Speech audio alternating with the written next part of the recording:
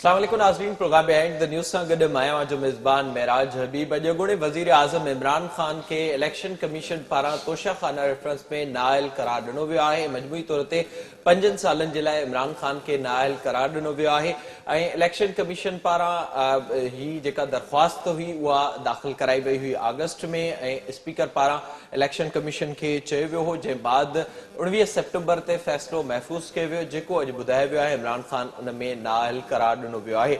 जंहिं बाद मुसलसिल मुख़्तलिफ़ रिएक्शन्स हिन वक़्त ताईं साम्हूं आया आहिनि ऐं कुझु देरि अॻु PTI जो इजलास थियो, जंहिंखां पोइ अॻोणे वज़ीर आज़म इमरान ख़ान पारां प्रेस कॉन्फ्रेंस कई वई। उन में इमरान ख़ान इहो ॿुधायो आहे त जेके कारकुन ॿाहिरि निकिता आहिनि या जिन कारकुननि इन फ़ैसिले खां पोइ एहतिजाज कयो आहे उहे वापसि घरनि ॾांहुं हलिया वञनि ऐं हू जल्द ऐलान कंदो त कॾहिं आज़ादी मार्च जे लाइ निकिरणो आहे।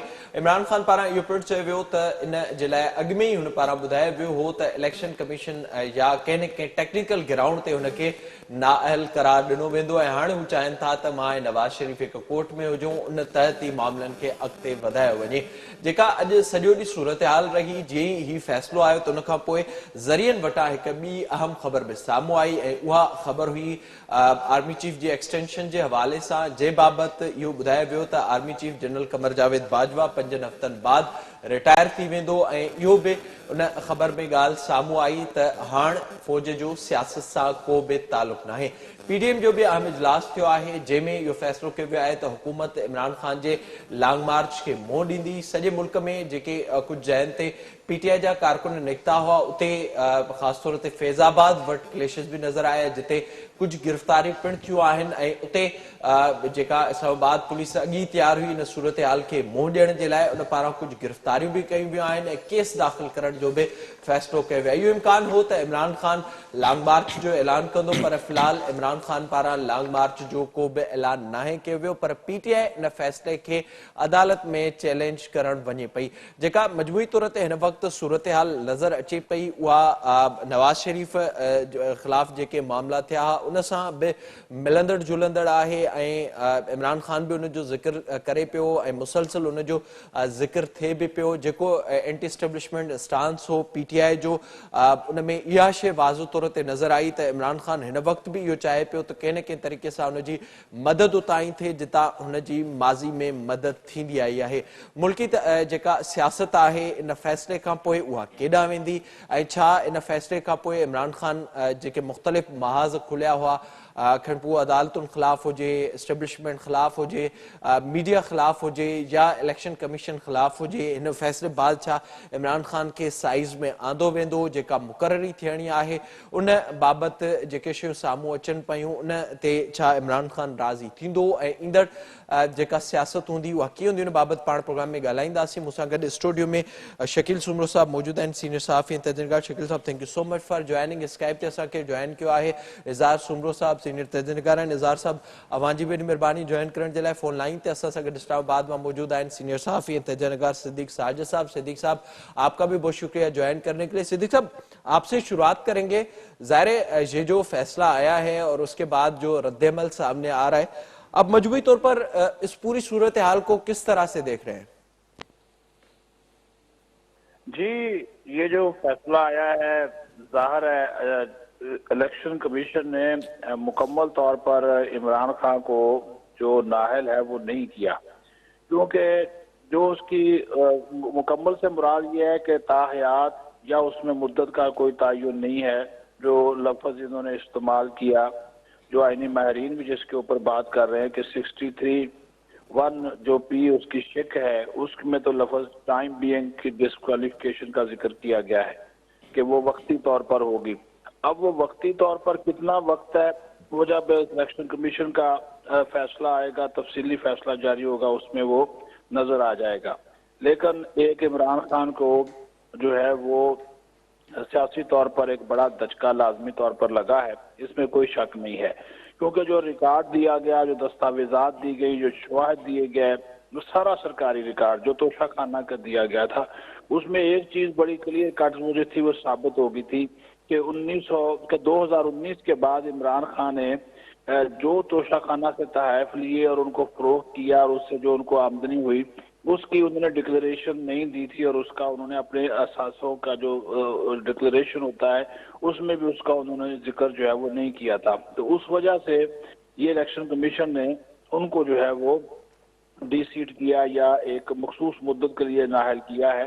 ادروائز تو انہوں نے جو فریقین تھے یا جو مدعی تھے شاہ نواز رانجھا، محسن شاہ نواز رانجھا نون لیگ کے، انہوں نے تو 62(1)(f) کے تحت ان کی تاحیات جو تھی وہ نااہلی جو ہے وہ مانگی تھی. اس کی طرف الیکشن کمیشن نہیں گیا، اور الیکشن کمیشن براہ راست وہ 5 سال والے پہ بھی نہیں گیا. حالانکہ وزیر قانون یہ بات کہہ رہے ہیں کہ یہ 5 سال کے نااہل ہوئے ہیں، تو وہ جیسا کہ میں نے آپ کو بتایا کہ اگر آپ خود بھی 63(1)(p) کی جو ہے اس کو آپ پڑھیں گے تو اس میں لفظ جو ہے وہ ٹائم بینگ لکھا ہوا ہے، ڈسکوالیفیکیشن کا لفظ لکھا ہوا ہے، وہ چیز نظر آتی ہے. اب دیکھیں اس کے اثرات، تو وہ جو ہمیں خود دیکھ رہے تھے کہ شاید کوئی بہت بڑا احتجاج ہوگا، پورا ملک جام ہو جائے گا، وہ ہمیں نظر نہیں آیا اس فیصلے کے بعد. ہاں لوگ نکلے، کہیں 200 کہیں 300، یہیں پہ کبھی 50 کبھی 60، وہ احتجاج کر کے گھنٹہ 2 گھنٹہ، اور اس کے بعد وہ چلے گئے.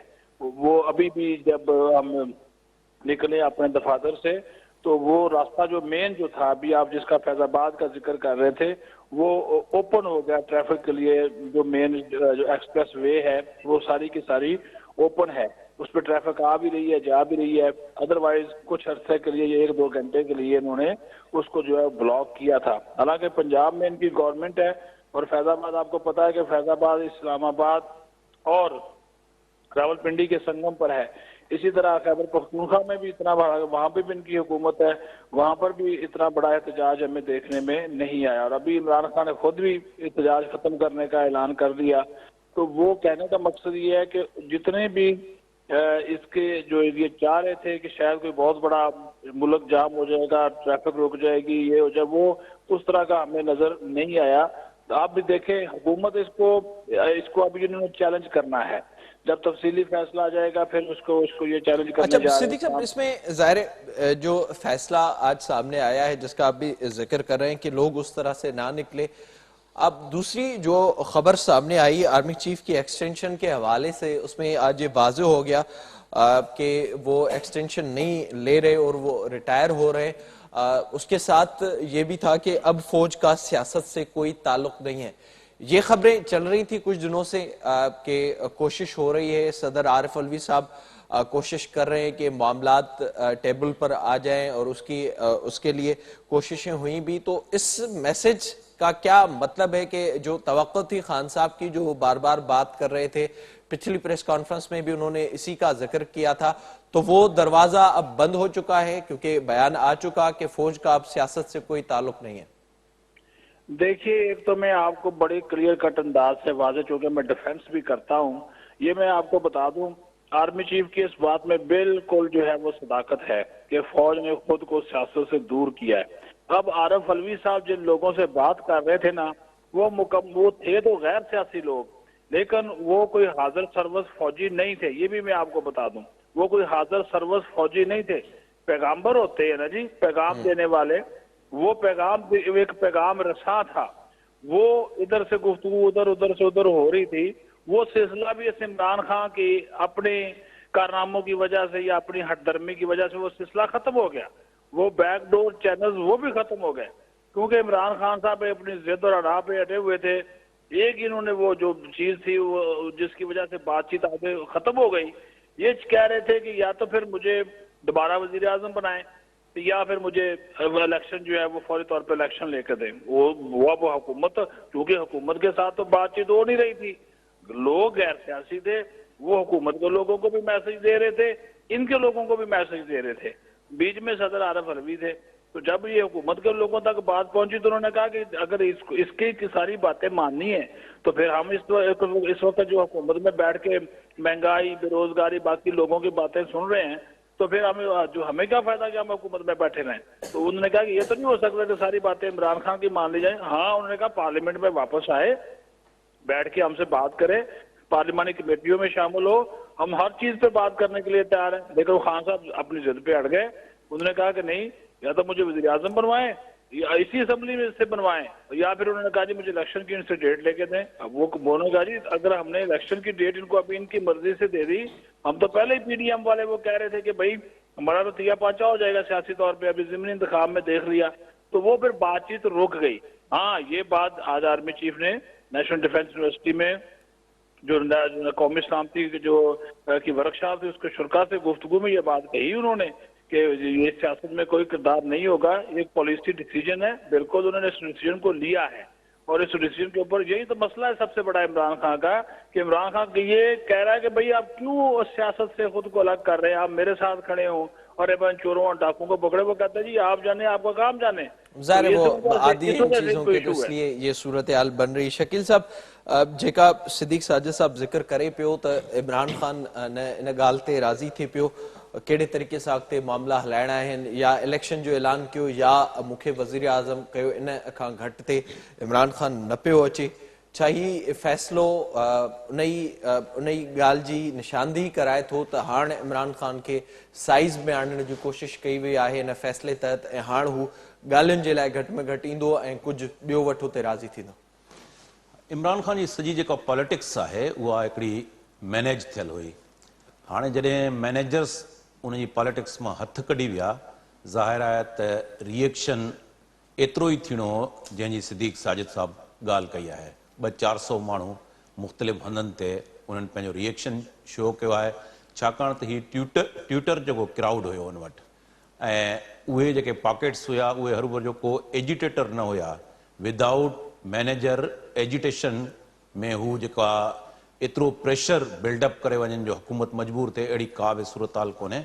मुख़्तलिफ़ शहरनि में हल्का फुल्का एहतजाज थिया आहिनि, इन करे लॉन्ग मार्च जो जेको ऐलान आहे उहो इमरान खान खे करिणो ई कोन हुयो। ऐं हाणे मामला जेके आहिनि उहे वञी सेटल थींदा। ज़ाहिर आहे त अपील जेको आहे उहा जॾहिं दायर थींदी, जॾहिं तफ़सीली फ़ैसिलो ईंदो उन खां पोइ ख़बर पवंदी, पर मजमूई तौर ते नथो लॻे त को मामला जेके आहिनि उहो इमरान खान खे किथे सेटल करे वेंदा। इमरान खान खे थर्ड फोर्स तौरु रखियो वेंदो, पर हिन वक़्तु जेके मामला आहिनि उहे ज़ाहिर आहे कोलिशन जेके पार्टनर्स आहिनि उहो पाकिस्तान जेको आहे ग्रे लिस्ट खां बि ॿाहिरि निकितो आहे, त मां सम्झां थो उन हवाले सां हर वर जो का अहिड़ी तकड़ न कई वेंदी। बाक़ी सॼा जेके ही मामला आहिनि इंटरलिंक आहिनि, उहे नवंबर में जेका अहम मुक़ररी थियणी आहे, 2-4 हफ़्ता ज़ाहिर आहे उनमें लॻंदा, तेसि ताईं उहा मुक़ररी बि थी वेंदी। ऐं उन खां पोइ इमरान खान जीअं प्रेसिडेंट डॉक्टर अलवी आहे, उन सिद्दीक साजिद जी ॻाल्हि सही आहे त उते को हाज़िर सर्विस जेके जनरल हुया उन्हनि सां उन ॻाल्हियूं न थी रहियूं हुयूं। त मां सम्झां थो त इमरान खान जी जेका पॉलिटिक्स आहे उहा जेके बि पाकिस्तान जे अंदरि पॉलिटिकल फोर्सिस आहिनि, ज़ाहिर आहे त जेका हाइब्रिड डेमोक्रेटिक सिस्टम आहे उन में असां ईअं नथा चई सघूं त जेके मैनेजर्स आहिनि उन्हनि जो को नॉन पॉलिटिकल हींअर जेको आहे किरदारु आहे, उन्हनि जो पसे पर्दा उन्हनि जो ई किरदारु आहे, ऐं उहे मुख़्तलिफ़ पॉलिटिकल फोर्सिस जेको आहे उनखे मैनेज कनि था। हिकिड़े पॉलिटिकल फोर्स खे ॿिए पॉलिटिकल फोर्स सां उहो काउंटर कनि था। जीअं नवाज़ शरीफ़ जो एंटी जेको इस्टेब्लिशमेंट नैरेटिव हुयो, हाणे उन एंटी जेके इस्टेब्लिशमेंट नैरेटिव आहे पाण ॾिसूं था पिया त उहो कंहिं हद ताईं कोलिशन गवर्नमेंट में उहो मैनेज थी चुको आहे। इमरान खान खे 4 साल जे लाइ इस्तेमालु कयो वियो। हींअर इमरान खान जेको आहे उहो जॾहिं मामला उन्हनि जा सेटल न थिया त इमरान खान जी पाण पोज़ीशन ॾिसूं था पिया। अॻिते हली वरी कॾहिं जेकॾहिं ज़ाहिर आहे उनमें जॾहिं सियासी पार्टियूं कंप्रोमाइज़ कनि थियूं त इन क़िस्म जी सूरत हाल पैदा थिए थी। ज़ाहिर साहब, अवां ॿुधाइजो सर, जेको अॼु जो फ़ैसिलो आहे ऐं ज़ाहिर इमरान खान में असां इहो ॾिठोसीं त अॼु बि जेका हुनजी गुफ़्तगू हुई या हिन वक़्त ताईं बि हू उड़ाई वाजाए पियो त हुनजी उअं ई मदद कई वञे, पर जीअं सिद्दीक साजिद साहब ॿुधायो त एस्टेब्लिशमेंट हिन वक़्तु न्यूट्रल आहे। ही जेका सूरत हाल पैदा थिए पई ऐं उनमें जेका कोशिश इमरान खान करे पियो, ताज़ियुनि चूंडुनि खां पोइ 7 मां 6 सीटुनि में इमरान खान जी कामयाबी ऐं उन खां पोइ अॼु वारो फ़ैसिलो, हिन खे अवां कीअं पिया ॾिसो? अॼु जेको फ़ैसिलो थियो आहे इन जा 2 पहलू आहिनि। हिकिड़ो पहलू जेको फौरी तवजह तलब आहे उहो इहो आहे त हाणे ख़ान साहब न त लॉन्ग मार्च करे सघंदो, न वरी उहे धमकियूं ॾेई सघंदो जेके कुझु ॾींहं पहिरीं हुन ॾिनियूं पे। ऐं साॻे वक़्त ते जेके ही ज़मनी इलेक्शनूं खटे आयो ऐं सुठनि रिज़ल्ट्स सां खटे आयो, उन जो जेको तासुर हो जंहिंजे बुनियाद ते हू डिक्टेट करे रहियो पॉलिटिक्स खे, टर्म्स खे, उहो सिलसिलो बि हाणे झको थी वेंदो ऐं अल्टीमेटली उहो जेको 5 हफ़्तनि जो बाक़ी टाइम बचियो आहे उहो 5 हफ़्तनि वारो टाइम बि गुज़री वेंदो ऐं अहम अपॉइंटमेंट में थी वेंदी, जंहिंजे हवाले सां अॼु आर्मी चीफ पाण बि कमर जावेद बाजवा पाण वाज़े तौर ते चयो आहे त हुन जो को बि इरादो न आहे त उहो एक्सटेंशन वठे ऐं इन जो मतिलबु आहे त नई अपॉइंटमेंट ईंदड़ 4-5 हफ़्तनि अंदरि वाज़े तौर थी वेंदी। इन दौरान ख़ान साहब छा करे रहियो हूंदो, इहो अहम सुवालु आहे। इन दौरान ख़ान साहब हाणे न त लॉन्ग मार्च करे रहियो हूंदो, न वरी को ॿियो तरीक़ो आहे जंहिंसां हू इन फ़ैसिलनि खे रोकण जी पोज़ीशन में हूंदो, बल्कि हू डिफेंसिव पोज़ीशन में हलियो वेंदो ऐं कोर्टुनि में वञी पंहिंजूं वज़ाहतूं पेश कंदो। ख़ान साहब जेतिरियूं तकरीरूं जज़्बाती करे थो, तव्हां थोरो गौर करियो हिकिड़ी ॻाल्हि ते, ओतिरो ई जॾहिं हुन ते प्रेशर अचे थो त बैक फुट ते वञे थो। इन करे ई हुनखे चयो वेंदो आहे हुनजे लाइ त हू यू टर्न वठण में देरि न कंदो आहे। मिसाल जे तौर ते तव्हां ॾिसो त जॾहिं उहा ख़ातून जज दफ़्तर में मौजूदु न आहे त उन ख़ाली कुर्सीअ जे आॾो बि ख़ान साहब मुखातिब थियो आहे त असांखे माफ़ करियो, असांखां ग़लती थी। त हिन वक़्तु हाणे ख़ान साहब इन मॉड में अचण वारो आहे जो इस्लामाबाद हाई कोर्ट खे गुज़ारिश कबी, रिक्वेस्ट कबी त नाइल न कयो वञे, असांखे हिन फ़ैसिले खे वापसि वरितो वञे, असांजी मदद कई वञे ऐं इहो आइडियली इहो टाइम गुज़री वेंदो। हीअ त थियो फौरी वारो मामिलो, पर असल में हीअ जेको सॼी डिज़ाइन आहे जेका इमरान ख़ान मां जान छॾाइण वारी डिज़ाइन आहे, बेसिकली उन जा 2 पासा हुआ। ॾाढी सिधी ॻाल्हि आहे। हिकिड़ो पासो इहो जंहिंजो ज़िक्र शकील साहब ॾाढो वाज़े नमूने कयो त बाबा ठीकु आहे, इमरान ख़ान खे जिन हाइब्रिड सिस्टम ठाहे ॾिनो, उन्हनि उन सिस्टम खे होरियां सिस्टम खे जॾहिं वापसि वठिबो आहे न त उहो होरियां मरहलेवार वठिबो आहे, हिकदमि न कबो आहे, छाकाणि त हुन सां हिकिड़ो तासुर बि ख़राबु थींदो आहे ऐं पुराणा दोस्त हूंदा आहिनि त उहे जॾहिं दुश्मन बि थी वेंदा आहिनि या मुखालिफ़ बि थी वेंदा आहिनि तॾहिं बि कोशिशि कंदा आहिनि त का घणी तकलीफ़ न ॾिजे पुराणे दोस्त खे। सो ख़ान साहब खे हीउ जेको स्पेस पे ॾिनो वियो, इन जो मक़सदु इहो। पर हिन में अहम ॻाल्हि इहा आहे सम्झण जी त जॾहिं इहो तइ थियो त इमरान ख़ान खे हाणे वञिणो आहे वज़ीर आज़म जे उहिदे तां हटिणो आहे ऐं हुन इक़्तिदार मां ॿाहिरि थियणो आहे, उते हिकिड़ी ॿी ॻाल्हि बि तइ थी, उहा अहम आहे। उहा तइ इहा थी त लेवल फील्ड ॾियणी आहे। मुतालबो सिंपल इहो ई हो त जेकॾहिं नवाज़ शरीफ़ जे ख़िलाफ़ फ़ैसिलो अची सघे थो त पोइ इमरान ख़ान जे ख़िलाफ़ अची सघे थो, जेकॾहिं नवाज़ शरीफ़ नाइल थी सघे थो त पोइ इमरान ख़ान बि नाइल थी सघे थो। ऐं हाणे वरी किसो ईअं बीहंदो वञी, इमरान ख़ान चाहे या न चाहे उहो थींदी बार्गेनिंग चिप, त ठीकु आहे पोइ तव्हांजो केस बि ख़तमु था करियूं, पोइ नवाज़ शरीफ़ जो बि केस ख़तमु था करियूं, पोइ अचो सियासत जे मैदान में, अचो इलेक्शन जे मैदान में, वोट पवनि, पोइ जेके घणा वोट पवनि ईंदड़ हुकूमत उहो ठाहे। ज़ाहिर इन जो इशारो इमरान खान पाण बि ॾिनो आहे, जीअं अबां चयो पिया। इज़हार साहब पाण इन ते ॻाल्हाईंदासीं। सिद्दीक़ साहब, आपका बहुत शुक्रिया सर ज्वाइन करने के लिए। जेका हिन वक़्तु सूरत हाल आहे ऐं जेका ही सॼी डिज़ाइन असांखे नज़र अचे पई, उन ते पाण प्रोग्राम वधीक ॻाल्हाईंदे वक़्तु ब्रेक जो असां सां गॾु।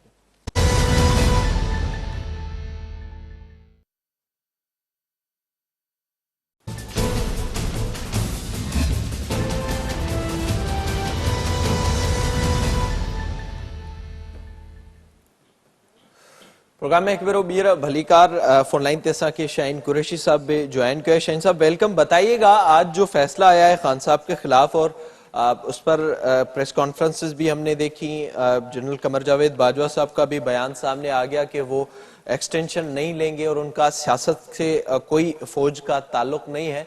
आप मजमूई तौर पर किस तरह से देख रहे हैं ये जो पाकिस्तान में सियासत हो रही है और तकरीबन सारे ही वजीर आजम, अब तो खान साहब थे जो सादिक और अमीन थे, अब वो भी नहीं रहे, और कब तक ये सिलसिला चलता रहेगा और कब तक जो हमारी सियासी जमातें हैं, सियासी रहनुमा हैं, वो इसी तरह से इस्तेमाल होते रहेंगे? देखिए, सियासी जमातें और सियासी रहनुमा नहीं इस्तेमाल हो रहे, हमारी अदलिया माजी में भी जो है इस्तेमाल होती रही है, नजरिया जरूरत से लेकर बाद अज़ां तक, और इसी तरह हमारे मुल्क की जो है इस्टेब्लिशमेंट तो मेन खिलाड़ी रहने के बावजूद इस्तेमाल भी हुई है। तो आप सिर्फ सियासी जमातों को इसके इस्तेमाल होने और सियासी क़यादत के जो है ना इस्तेमाल होने की बात नहीं कर सकते। और इस मुल्क के बदकिस्मत मुल्क की जो है तारीख वो बड़ी दर्दनाक है कि 22 करोड़ लोग डूबे हुए हैं और हम क्या कर रहे हैं और देखिए हो क्या रहा है। کہ وہ ساری دنیا کو کرپٹ کرتے ہیں, پورا جو ہے کرپشن اور یہاں فضا کیا بنا دی جاتی ہے. اس وقت اسٹیبلشمنٹ جو ہے ان کو سپورٹ کرتی ہے اور یہ سلیکٹڈ طریقے سے آ جاتے ہیں. آج جو ہے کچھ جو ہے جھکاؤ ترازو کا وہ کسی اور جانب ہے, تو آج وہ انہی کے اپنے لگائے ہوئے الیکشن کمیشن کے ہیں. لیکن اور بھی تو حقائق ہیں نا, جس طرح عمران خان ہمیشہ پروپیگنڈا کرتے رہے ہیں, کھا گئے پی گئے, یہ ان کی اولادیں باہر بلانا. بھائی آپ اگر اتنے کلیئر ہیں اور آپ نے چھوڑ دیں, بڑی باتیں جب ہوں گی بڑی ہوں گی. اگر توشہ خانہ کی بھی بات ہے تو جتنی چیزیں جتنی معلومات عام پاکستانی عوام اور شہری کے سامنے آئی ہیں وہ کوئی قابل تعریف تو نہیں ہے کہ بھائی آپ نے جو ہے ایشٹرے سے لے کے اور بڑی چیزیں اور گھڑیاں بیچتے ہیں. تو کون سا اخلاقی آپ کا وہ تھا کہ تحفے میں ملی بھی سعودی حکمرانوں سے گھڑی بیچ کے پروفٹ لے کے اور بعد ازاں پیسے جمع کرا کے, اور وہ آپ کہہ رہے ہیں کہ جی اس پہ تو جو ہے ہم نے ٹیکس دے دینا ہے, یہ ہے وہ جرمانہ کر دیں. تو پھر کون سا, یعنی جس کو کوئی جو موقع ملتا ہے تو اس میں عمران خان کہاں سے ڈیفرنٹ ہے. تو بس ملک کی جو ہے بدقسمتی ہے کہ وہ دیکھیے وہ مثال دی جاتی ہے کہ اگر چھوڑنا ہو تو جو ہے اتنی بڑی شہتیر جو ہوتی ہے جس کے اوپر چھت ہوتی ہے وہ بھی کسی کی آنکھ میں ڈل جائے وہ نہیں نظر آتی, اور تن کا بھی ڈل جائے تو وہ نظر آنا ہو یا دیکھنا ہو تو وہ نظر آ جاتا ہے. اس ملک کے عوام کی بدقسمتی ہے. اس ملک کے عوام کو جو ہے سوچ و بچار کر کے اپنے قیادت اور تمام اداروں کو اسٹرانگ میسج دینا پڑے گا, اور ورنہ تو دیکھیے ہم جو روزانہ پیش آنے والی سچویشن ہے اس پر اگر آپ اسے تبصرہ کہتے ہیں تو تبصرہ کہتے رہیں گے. کل کو سینیریو سپریم کورٹ سے ہائی کورٹ سے انہیں سٹے مل جائے گا, ہم سٹے کو ڈسکس کرنا شروع کر دیں گے. نااہلی جو ہے اس ٹینیور کی ہے یا اگلے 5 سال کی ہے ہم اس پہ کریں گے. بھائی سوال تو یہ ہے کہ کیا ہمارے جو ہے ملک کا مستقبل اس طرح کے جو ہے طاقت کے جو ہے اداروں کی جانب سے کھیل پر انحصار کر سکتا ہے کہ ہمارا مستقبل تابناک ہے اور دنیا بھر میں مشکل ترین اقتصادی بدحالیوں کے چیلنجز میں ہم جو ہے اپنی نسلوں کو اور 22 کروڑ عوام کو زندہ رہنے کے حق میں انہیں کھانا پینا دے سکیں گے؟ تعلیم اور صحت تو دور کی بات ہے. تو یہ تماشا لگا ہوا ہے. عمران خان خود تماشا لگانے والوں میں شامل رہے ہیں, چور ڈاکو اسمبلی انٹرنیشنل فورم. تو پھر اگر وہی کرائیٹیریا رکھا جائے جس کے اندر کوئی میرٹ نہیں ہے کہ کسی کو سزا ہو, تو پتہ ہو پاکستان میں کہ انصاف ہوگا تو سچائی اور دیانت کے ساتھ ہوگا. تو یعنی آپ دیکھ لیجئے پاکستان کا آج کا میڈیا کہہ رہا تھا کہ قوی امکان ہے کہ ریلیف مل جائے گا ہائی کورٹ سے یا سپریم کورٹ سے. تو اس کا مطلب ہے کہ ریلیف کی بات ہو رہی ہے, قانون پر عمل ہونے کی بات نہیں ہو رہی. اور اگر ہم دیکھیں کہ 36 انچ کا گز سب کے لیے ہونا چاہیے, نہ 35 انچ کا نہ 37 انچ کا, تو پھر میری دانست میں عمران خان جو ساری دنیا کو ڈاکو کہتے ہیں وہ بھی آج اس لسٹ میں ڈاکو کی آگے ہیں. کورٹ تو یہاں پہ کبھی بھی نہیں, نہ زرداری صاحب کو سزا ہوئی ہے, ہاں ان کو نواز شریف کو سزا ہوئی ہے, لیکن وہ سٹے پہ ہے, اپیل پہ ہیں. تو کہنے کا مطلب ہے کہ یہ طرز عمل جو ہے یہ سنجیدہ نہیں ہے. افسوس ہے کہ اسٹیبلشمنٹ کو تو ہم بلیم کرتے ہیں, پاکستان کی سیاسی قیادت اور جو نوجوانوں کی قیادت اور پڑھے لکھوں کی قیادت عمران خان کہتے ہیں کہ تبدیلی کا ایجنڈا ہے, وہ سب سے بڑی مایوس کن ان کا جو ہے نا رول سامنے آیا ہے. کہ دیکھیے آپ کس طرح سے کسی کی گھڑی بیچ دیں گے. ہمارے ہاں تو کوئی انگوٹھی نہیں بیچتا شادی کی کہ یار یہ ہماری دلہن یا سسرال والے پورا نہ منا لیں. تو کہنے کا مطلب ہے ہم اسی دھرتی پہ رہتے ہیں نا. تو وہ عمران خان جو ہم کہتے ہیں اخلاق کا دامن, پاکستان کے عوام کو سوچنا چاہیے کہ جو اخلاق کے, انسانیت کے, خاندانی تقاضے, انسانی تقاضے ہیں, اس میں تو وہ اپنی بیٹی کو ظاہر ہے وہ اس طرح سے اس پر پورا نہیں ہوتے دے رہے ہیں اپنی بیٹی کو, لیکن وہ سب سے زیادہ روزانہ لیکچر دیتے ہیں اخلاقیات پہ. ظاہر ہے وہ بہت سی ایسی چیزیں جو خان صاحب میں نظر آتی ہیں. شکیل صاحب اب آپ بتائے جو जेको ज़िक्र कयो शाहीन साहब ऐं ज़ाहिरा जेका असांखे मजमूई तौर ते सूरतहाल नज़र अचे थी, जेका पॉलिटिक्स रही इमरान ख़ान जी, कहिड़े तरीक़े सां हिन पार्टी जो ठहणु, 2018 जे चूंडुनि में कामयाब थियणु, उन खां पोइ बि शयूं मैनेज करे ॾियणु, खणी पोइ सेनेट जे चेयरमैन जा इलेक्शन्स हुजनि या उन वक़्तु जेके ॿियूं पार्टियूं हुयूं कहिड़े तरीक़े सां उहे सभु शयूं थियूं, उहे असांजे साम्हूं आहे ऐं ज़ाहिर आहे उन में इस्टेब्लिशमेंट जो वॾो रोल हो। जेका पाण पहिरें प्रोग्राम जे हिसे में ज़िक्र कयोसीं त हिन वक़्तु इस्टेब्लिशमेंट न्यूट्रल आहे। अव सम्झो पिया त हिन वक़्तु इस्टेब्लिशमेंट खे न्यूट्रल रहण जी ज़रूरत इन जे करे बि आहे छो त इमरान ख़ान जेको बयानियो खणी हलियो ऐं उन समेत जेके मुख़्तलिफ़ शयूं उहे वधीक तज़ाद पैदा कनि पियूं ऐं उन जे करे इहा सूरत हाल पैदा थी ऐं हाणे उन जो न्यूट्रल रहणु उन जे फ़ाइदे में बि हो। अब सम्झो पिया त ही जेका सियासत थिए पई, असां माज़ी में मुख़्तलिफ़ हुकूमतूं ॾिठियूं आहिनि, हिन वक़्तु PTI सां जेको कुझु थिए पियो इहो आख़िर केसि ताईं हलंदो ऐं केसि ताईं जेको कानून जो बुक आहे उन ते सभु अमल दरामद न कंदा ऐं अहिड़े तरीक़े जी सियासत हलंदी? पाकिस्तान जहिड़े मुल्क में रूल ऑफ लॉ जेकॾहिं पाण ॻाल्हि कयूं त हिते रूल ऑफ लॉ आहे, कानून जी हुकुमरानी आहे, त इहो सभु खां वॾो पाण खे धोखो ॾियण वारी ॻाल्हि थींदी। जीअं मां पहिरें चयो त हाइब्रिड डेमोक्रेटिक सिस्टम, उन जे अंदरि पार्लियामेंट, एडमिनिस्ट्रेशन, अदलिया, उन्हनि सभिनी जो किरदारु क्वेश्चन मार्क आहे। जेकॾहिं उहो क्वेश्चन मार्क न हुजे हा त अॼु जेको नतीजो आहे उहो असांखे नतीजो ख़ातून अवल जे हार जी सूरत में मिले थो। कामरान टेसोरी गवर्नर जी मुक़ररी सीट ते वेठल ऐं फरह गोगी जी सूरत में असांखे मिले थो पियो। हीउ सॼो हाइब्रिड सिस्टम, उन सॼे सिस्टम मां, उन सॼे प्रैक्टिस मां असां हिन वक़्त ताईं बि को लेसन लर्न करण लाइ तयारु न आहियूं। जीअं शाहीन साहिबु चयो त 22 करोड़ हिन मुल्क जा अवाम, जंहिंमें सिंध जा 1.5 खां 2 करोड़ माण्हू जेके आहिनि उहे लैंडस्केप ते बेयारो मददगार, ॿूड मुतासिर हिन वक़्तु हिकु वॾे अज़ाब खे भोॻे रहिया आहिनि। मैशियत जी सूरत हाल छा आहे?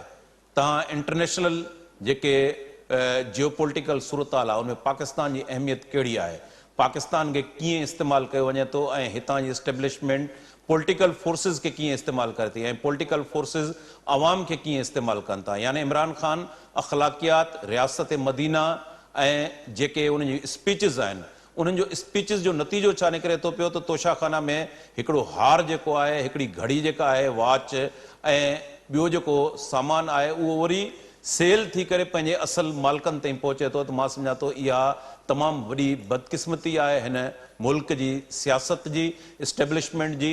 इन करे अहिड़े क़िस्म जी प्रैक्टिस जेकॾहिं जारी रखी वई त वक़्ती तौर ते हिकिड़े पॉलिटिकल जेको फोर्स आहे उनखे रिलीफ मिलंदो, पर अॻिते हली वरी साॻियो म्यूज़िकल चेयर वांगुरु उन्हनि जो वारो ईंदो, कंहिं ॿिए पॉलिटिकल फोर्स खे खणी ईंदा। इमरान ख़ान खे हिकिड़े कल्ट तौरु प्रोमोट कयो वियो। इमरान ख़ान वटि को हरूभर जो अहिड़ो पंहिंजो को पॉलिटिकल पॉकेट कोन हुयो। उहे जॾहिं इमरान ख़ान खे हिकिड़े मैनेजर्स मैनेज करे मैदान ते लाथो, उनजो नतीजो इहो ई निकिरणो हुयो जेको हिन वक़्तु पाण ॾिसी रहिया आहियूं। असल मामिलो आहे त जेको पॉलिटिकल फोर्स जॾहिं उहो कंप्रोमाइज़ नथा कनि, असां मिसाल वठंदासीं नवाज़ शरीफ़ जी पॉलिटिक्स जी।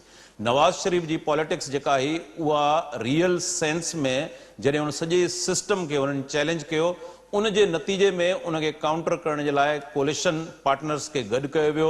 उनजो जेको एंटी एस्टेब्लिशमेंट नैरेटिव आहे उनजे फूकणे मां हवा कढण जे लाइ वक़्ती तौर ते ही रिलीफ ॾिनो वियो आहे। पर इन मां जेकॾहिं असां इहो चऊं त सिस्टम जेको आहे हाणे उहो सॼो डेमोक्रेटाइज़ थी वेंदो, आवाम खे रिलीफ मिलंदो, त मां सम्झां थो इहो सभ खां वॾो पाण खे धोखो ॾियण वारी ॻाल्हि हूंदी।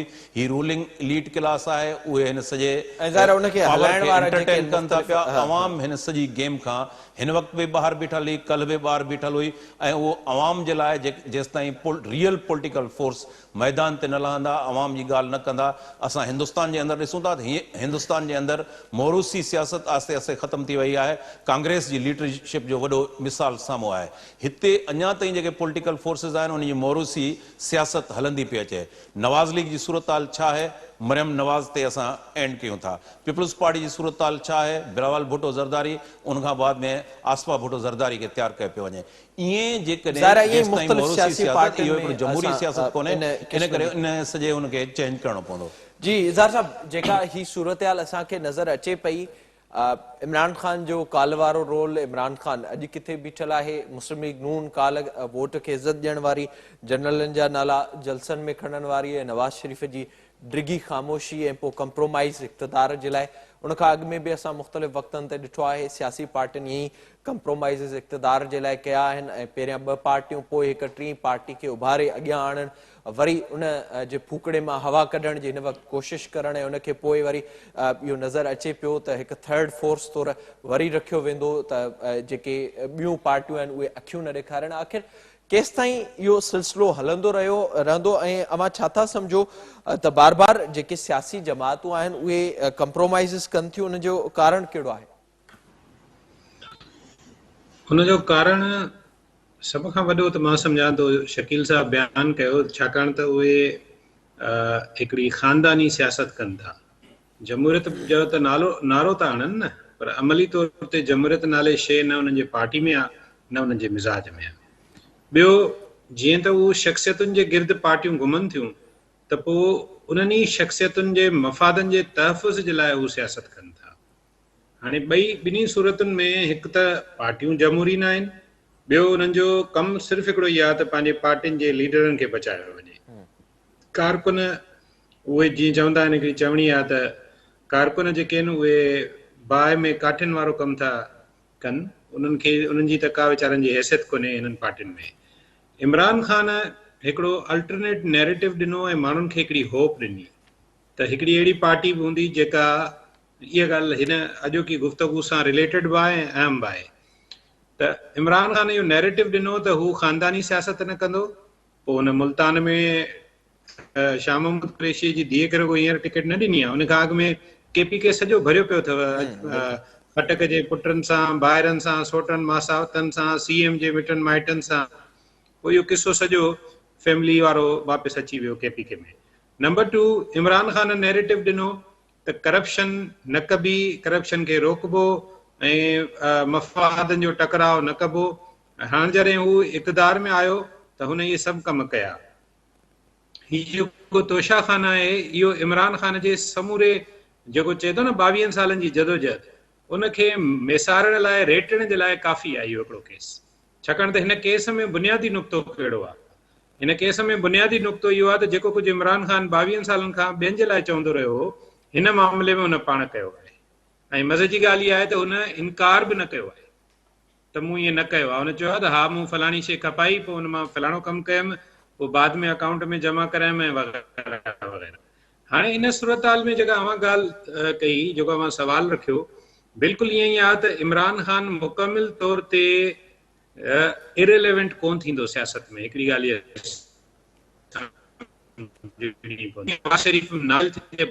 इरेलेवेंट न थियो आहे।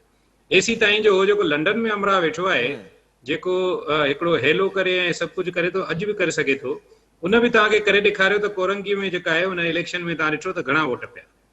त बाइकाट त घटि में घटि हू बि कराए थो सघे। त माण्हू सियासत में जॾहिं ईंदा आहिनि हिकिड़े प्रोसेस जे थ्रू, त पोइ एतिरो आसानी सां इरेलेवेंट न थींदा आहिनि। हिते मामिलो हले पियो, शकील साहब हुनखे सही लफ़्ज़ इस्तेमालु कयो, मां हुनखे सेकेंड कयां थो त हिनखे साइज़ में पिया आणनि, इरेलेवेंट न पिया कनि सियासत खे, साइज़ में पिया आणनि। ॿियो ज़ाहिर त जीअं जेके मुख़्तलिफ़ मामला आहिनि उन्हनि ते वञी वॾी महिरबानी हमारी इज़हार साहब, शकील साहब, शाहीन कुरैशी साहब, बहुत शुक्रिया ज्वाइन करने के लिए। जेका सूरत हाल नज़र अचे पई अॼु जो फ़ैसिलो ऐं उन खां पोइ जा जेके रिएक्शन्स आहिनि उहे ॿुधाइनि पिया त ख़ान साहब जी जेका ज़िद हुई अर्ली इलेक्शन्स या उन खां अलावा चीफ इलेक्शन कमिश्नर जी तब्दीली ऐं उन समेत मुक़ररनि वारा मामला, उन सभिनी सूरत हाल ते हाणे ख़ान साहब खे साइज़ में आणण जी कोशिशि कई वेंदी। ॾिसणो इहो आहे त इन खां पोइ मामिलो कहिड़ी तरफ़ वञे थो ऐं PTI कहिड़ी स्ट्रेटेजी इख़्तियार करे थी। नेशनल प्रोग्राम ॾियण ते पोइ पंहिंजे मेज़बान मेराज खे ॾींदा इजाज़त।